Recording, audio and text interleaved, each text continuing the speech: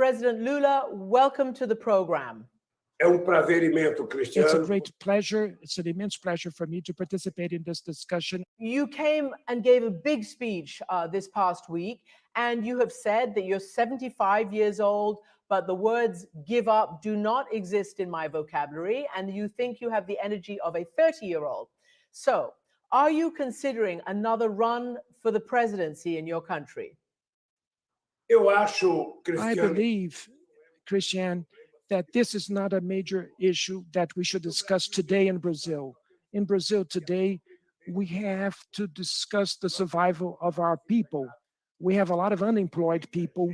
We have a lot of people that are starving or in hunger. And during my administration, we had ended with hunger in Brazil, recognized by the UN. And unfortunately, the lack of responsibility of those that are in the administration today, which is very similar to what Trump did in the US, is leading Brazil to great impoverishment. And it's taking Brazil also to be a victim and be the epicenter of the COVID-19 around the world. It's a great shame.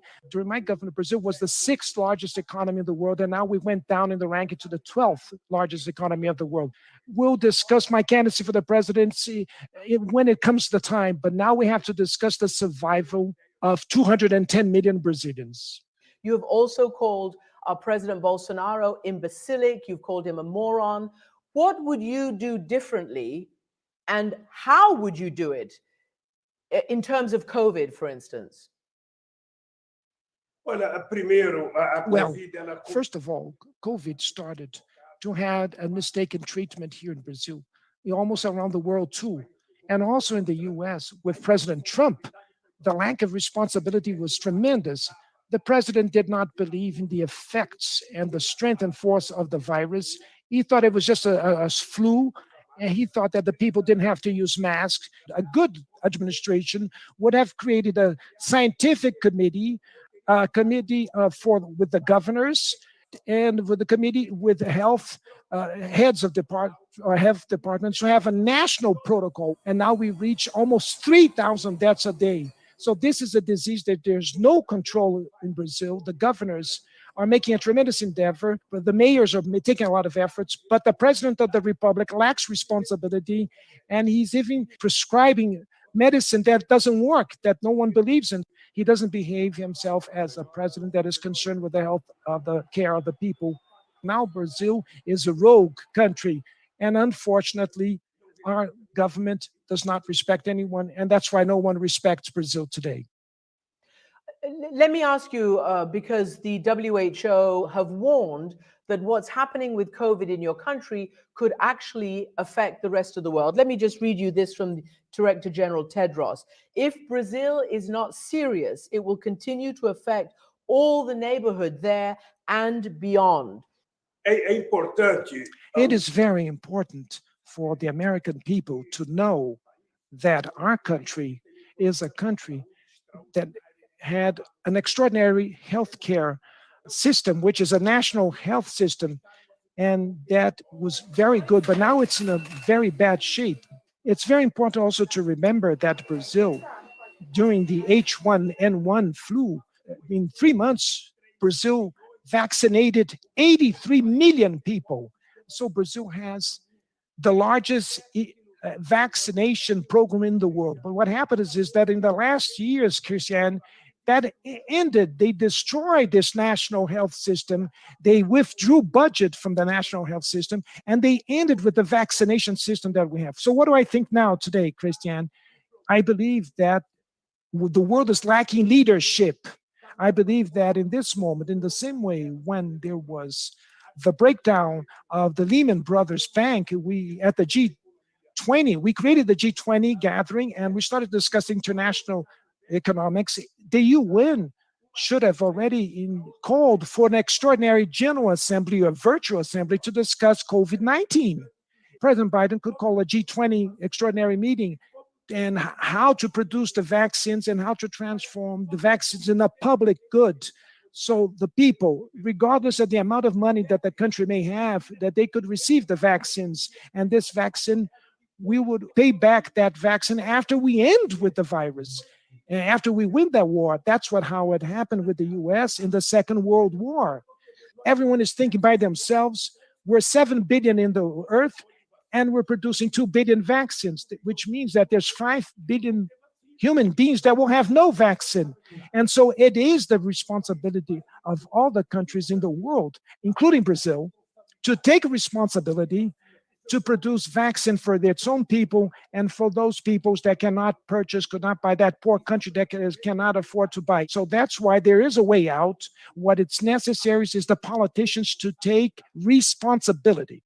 Mr. President, as you know, only about 4.6% of Brazilians have been vaccinated. President Bolsonaro has, as you say, dismissed many of the scientific facts, many of the concerns, also no lockdown, no social distancing. And he has been very concerned about one thing, and that is the economy. This is what he said last week. Até quando? How long will our economy resist? If it collapses, it will be a disgrace. What will we have soon? Supermarket invasions, buses on fire, strikes, pickets, work stoppages. Now your central bank is saying that actually the economy is surging. Can you address what Bolsonaro is saying about having to protect the economy? Cristiane, Christian, if President Bolsonaro was telling the truth, the first thing that he would do to recover the economy was to guarantee vaccines for all the Brazilian people, because the only guarantee that the people have to survive to the COVID-19 attacks is vaccination. And so we don't have vaccines for everybody. He replaced 3 health ministers in 1 year, and he put a general that understood about logistics in the army, but didn't understand anything about healthcare issues to be the health minister. In Brazil, we have a lot of quality with great competence. We have many doctors that could be health ministers. He didn't listen to anybody. He prefers to wake up at 4 o'clock in the morning, tell his lies through his mobile phone, through the social media. And we've been producing fake news as we've never seen in the history of Brazil, and he's not dealing seriously. I believe that if the president of the republic wants to speak seriously about the economy, we'd have changed our monetary base and put aside money for healthcare and a part of our budget to fund small and medium-sized enterprises, and part of the money to investments in infrastructure works that could create jobs. President Lula, I need to ask you about the recent Supreme Court justice who annulled your, on a technicality throughout the conviction and the case. And I wonder what you feel about that, and especially whether you think that it will go to court again, go to trial again. Do you think you will be convicted again? Cristiane, Well, Christian, I have no issue if I'm going to be judged again or trial again. What I'm saying to you is that what happened in my case was the greatest judicial farce in the history of 500 years of Brazil. And this was said by one of the justices, Gilmar Mendes of the Brazilian Supreme Court. And I've been saying, pleading for my innocence, I've been saying all the time that the Judge Moro was a liar, former Judge Moro, and part of the public prosecutors, they organized a gang to take over and attack Petrobras, the state oil company, and together with some U.S. prosecutors. I'm not inventing this. This was all on recording. We have the recordings of the prosecutors discussing with the judge, Mike Kuss, and with Swiss and U.S. DOJ prosecutors. So I'm very comfortable that the ruling of Justice Fachin, he annulled everything. I just need to follow up, because although they did annul your conviction, the justice did not reject the evidence that was collected during the investigation that led to your conviction. And the Brazilian people, by huge margins, have had enough of corruption. Is that what Brazilians have to look forward to forever? What is going to stop the endemic political corruption and economic corruption in your country? Veja, a gente não pode confundir o Well, combate à we cannot mix to fight corruption that we have to fight and with what was done in a political way to destroy my image and to destroy the image of my party. And so, Christian, there's only one Brazilian that in this moment wants to know the truth and only the truth. It's me. I have my consciousness. I'm so comfortable with my consciousness, and I have so much certainty. I have so much certainty about me that I want the truth above anything and more than any other human being, the planet Earth, because I know that declaring my innocence and the truth that I know will come up, will emerge, is the guilt of a judge that was irresponsible and part of the prosecutor's office that created a gang to destroy the state oil company Petrobras and to destroy my image. So for me, I believe that we only end with corruption in Brazil when we end with the corruption, not committing the same crime that the others did. And that includes the prosecutor's office. President Lula, when you were in office, President Barack Obama called you the most popular politician on earth. You, of course, are famous for having raised millions of Brazilians out of extreme poverty and having put a social welfare net for people. You're also the first left-wing president to have completed your terms after decades of military right-wing rule in your country. But you are a very, very polarizing figure. The health minister who was fired by Bolsonaro, Mandetta, he told me this week that it would be bad for Brazil to have either you or Bolsonaro in office. Listen to what he told me. It's a threat to Brazil because they're both extremes, one on the left hand and one on the extreme right hand. So they do the same mistakes, and they both bring people to really complain on each other. Hate is their fuel. I don't know who would win, but for sure Brazil would lose. Sabe qual é o comentário? You know what is my comment, Christian? Is that Mandetta maybe can understand about healthcare, but in politics he doesn't understand anything. I'm not a new politician. I've been in the trade union movement since 1975. I'm a person that I've ran since 1989, and I lost 3 presidential elections. I've never been a radical. You can't call me a left-wing or a right-winger. The other day they asked me if I'm a communist, and I responded, I'm a lathe operator. I'm a worker that understood that politics was important and that the working people should participate in politics. And that's why I founded a party. Brazil experienced during the Workers' Party administration, the best administration in its history. The growth of the GDP, of the salaries going up, and the rising of the very poor, racial equality. We invested in the most miserable people, poorest people. 40 million people were lifted to middle class, and 36 million were lifted from extreme poverty. 70 million Brazilians opened new bank accounts. And so we developed one of the highest social inclusion programs in the world. I don't know if you know, Christian, because I don't have a university degree, and I was the president that opened more universities in our country, federal public, and puts more students in the university in Brazil than any other president in the history of Brazil.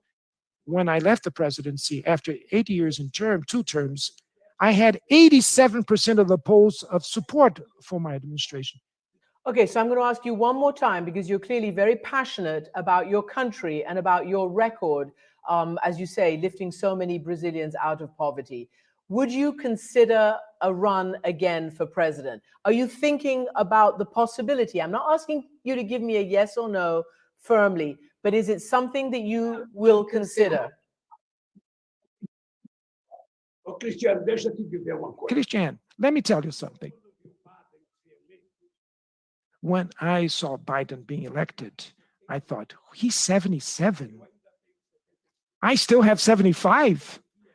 And I say every day that I have 75 years of age, but the energy and power of 30 So when it comes to the moment to run for the elections, and if my party and the other allied parties understand that I could be the candidate, and if I'm well in my health, with the energy and power that I have today, I can reassure you that I will not deny that invitation. But I don't want to talk about that. That's not my main priority. My main priority now is to save this country.